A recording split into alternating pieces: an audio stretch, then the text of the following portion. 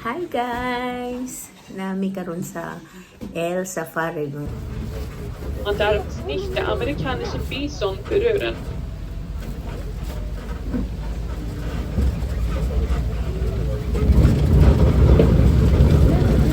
Hola! Kumar baby bison! Elias, Gordon Fred. Hi! Gordon Buske. Hey Elias! Hey Elias!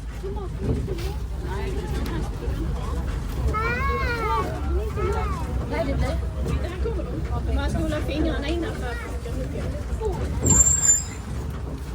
So yiden ay aktahan din ay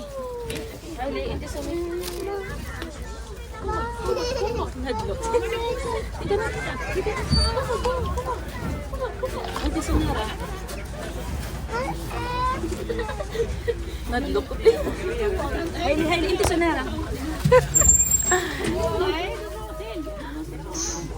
Nu när vi får en nadlok ka. So en kvist i taget. Så att maten räcker lite längre. iti-target hay vil du yi hay Inte daw lang. Now when you get the bison to visit, you can try to give them one piece of food each time. So the food will last longer. All the food American bison Ay! in the park, they need to share food.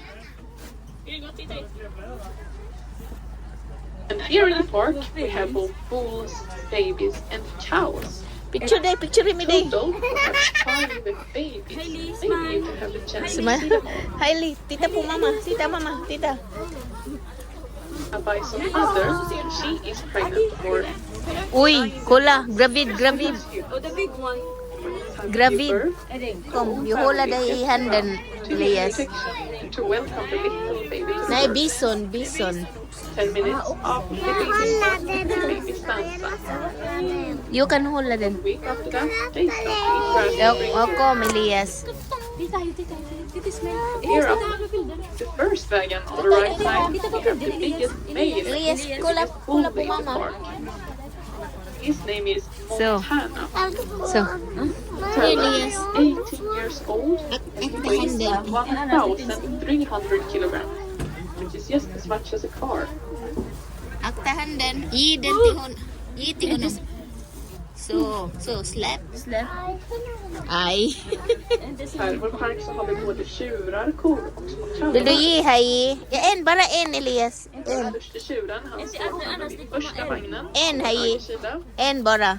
Han heter En. Montana och är 18 år gammal och Så. väger hela 1,300 Oj. kilo. Det är lika mycket som en personbil väger. En bara, Elias. So, en. Där. Men trots att han är så stor är han faktiskt ganska snäll. Eller ja, för det mesta. Ay. Oh, hay. Venta. Så måste vi varna alla. För det Oj. är inte bara en ful. Oh, en hay. Ha. Kom, hay. Sen har vi 5 bebisar här i vår park. Vi kanske så att ni kan hitta dem alla när vi kör förbi familjen. Oj, det är en babies. En lilla. En ko, en bison, Babies. mamma, hon är gravid. Som oss människor. Inte den. När den lilla bebisen Elias, inte så nära, Elias. för en Vill mata den lilla. 10 minuter. Vill mata här. Mata lilla. Efter en vecka. Så ge till lilla. Ge den till lilla. Där, ät den, Elias. Ge till babysen. Inte den stora. Här till babysen. Så här till babies. Baby! Säg till baby. Wala na tayo dahon, te. Här till babies. Baby. Spara till alien sen. Vi har ingen. Den är slut. Det är slut. Vi väntar till alien också. Nej, inte den. Vi ger till alien sen. Så kolla, wow! Vad stor det är. Oj, God. Oxen. Nej, inte hej. Kolla, den är gravid. Det är mamma. Det är bebisar i magen. Lalaki ni. May buto. Kato? Ay, buto di ito. Kain ko. Ano ganun? Hi, Elias. In mama, ya. Inte handen, Elias. Han kan äta din finger. Aj, kadako. Inte så nära. Har han fastnat där bak i sista vagnen eller? Jaha. Kan ni se om ni kan försöka få honom kanske bort därifrån om ni har någon kvist? Hallå! Kanske han kan trassla ut sig själv. Ni får ta det försiktigt. Klättra gärna i vagnen om ni inte går utanför. Se om det är så att han kan trassla ut sig själv, den lilla bison också. Say hi day. Uy, ala kadako na. Nagsungayay pa. Det kommer. Kadako. Det kommer. Fattar de? Så kan de äta på tågen och lukta. Hi do. Say hi do till Hi do babysen. Hi do till babies. American bison, they like to be close to the train and sometimes they can stand between the wagons. Maybe sometimes get stuck. Har du sett hur de It's bajsar? good that we had passengers that is back that could see this. De har bajsat. You can on the left side see the newest, the tiny little baby that we have. The thing was actually born just 3 days ago. Uy. It is very tiny and very 3 cute. days ago. Yeah. Här nere på vår vänstra sida kan man se att The babysen. Det är 3 3 dagar. gammal. Oh, 3 days lang oh. Kadako kayo. Hej Elias, kan du sitta fint där fast? Inte nu, för annars kommer de ta. Sitt fint, kan du sitta fint fast? Kan det komma? Si, palingkuran lang siya. Nakamutan-aw man siya katulog. Aha. Sige, picturing nga na background ang bison. Då drog en stor bisonjakt igång. Bison också höll på att dö ut helt. Så tur var Dako kay Daysa. bland annat av en person. Kulay! Uy, bastor. Men de fick också hjälp. Kay gahi man sila gulo. Och jag är de inte längre utrotningshotade. Det är gisungay na nila mga tulong. Oh. Kita Elias. Ja. Elias, kita lumyo sa putran. Dumiyat ka snart. Native Americans in North America, they had for a long time a deep Quiz. relationship with American bison.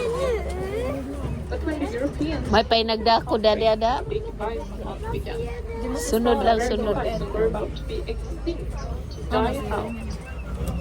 But gladly they could get some help from Varför gör de det? Buffalo? Bison? Ah. the national park. Varför gör de inte This nästa way, båda the får bison dansa? population grows. So today, they are not longer being threatened with For example, they live out Then, behind the bison. National Park Yellowstone, but they also live on different places across the whole world. For example, here in our park in Markaryd, Sweden. You can hear on the left side, on the second information box, see a picture that shows bison heads. For your kids, cameras and hats, because now we need to get The roulette. Ay, ay.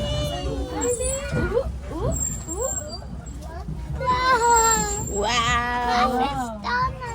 Är det häftigt?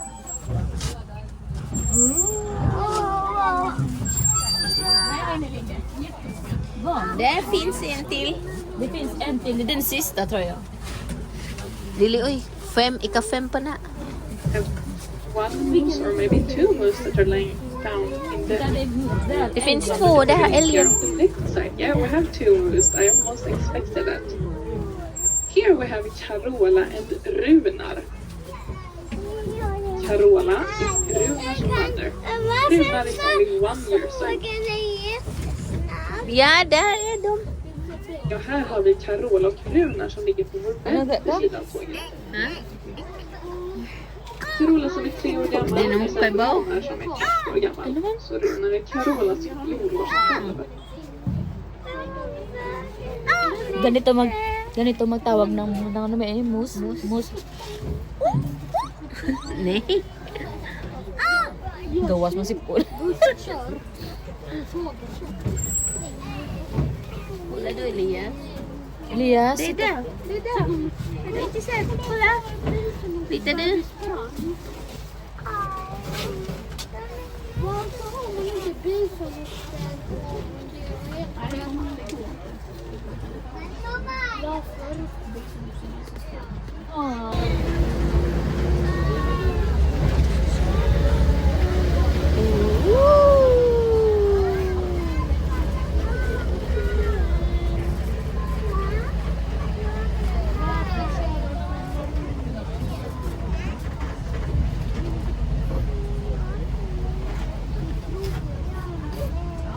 Wala di ilipan sa Sweden to no? Wala. Dami bispat. Bingka po. Bingka. Discreet ka po yung red. Kom.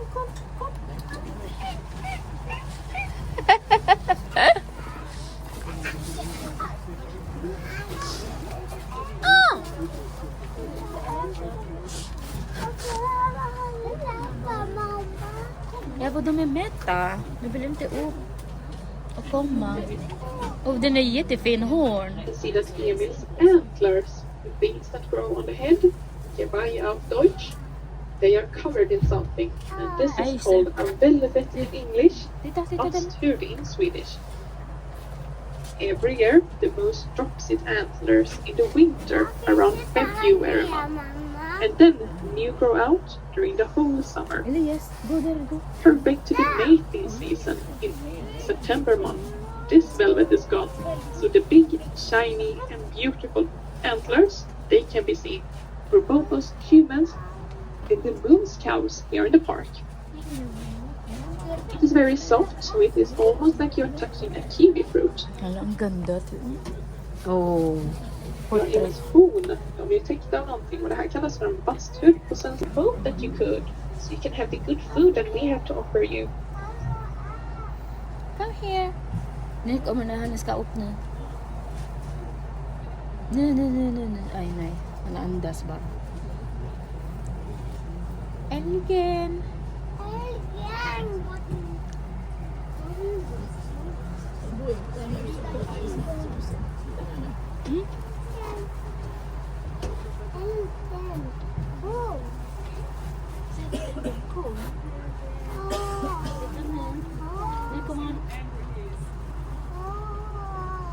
Is hungry or not? Angry. Angry.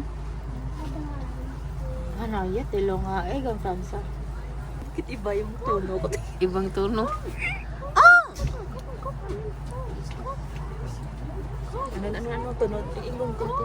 Ano nga daw ito? Teresa, tawagin mo nga ni Alpe. As you can see, he looks angry. The ears are all the way back. So, okay, we will keep on driving. Oh, tita na. Hi, Then we can have the chance to see those soft antlers on the head. May ara pa pala Emil han ito. ser ju faktiskt lite arg ut när öronen sticker bakåt så som de gör på honom. Hi, babies. Då kan jag säga, jag vågar inte gå fram till älgen då. Varför gör han så, mamma? Varför gör han så, mamma? Han blir arg. Han är arg. Vi får väl fortsätta köra.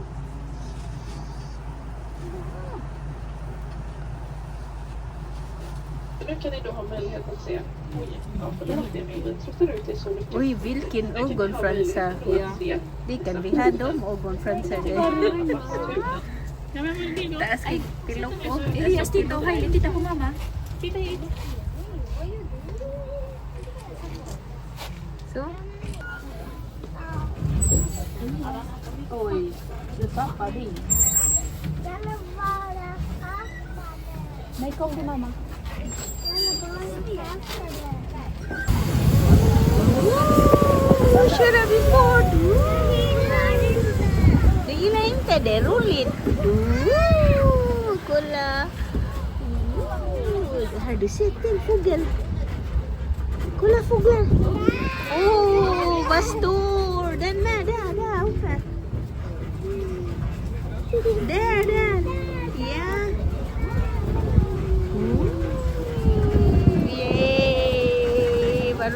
ulit. Wow!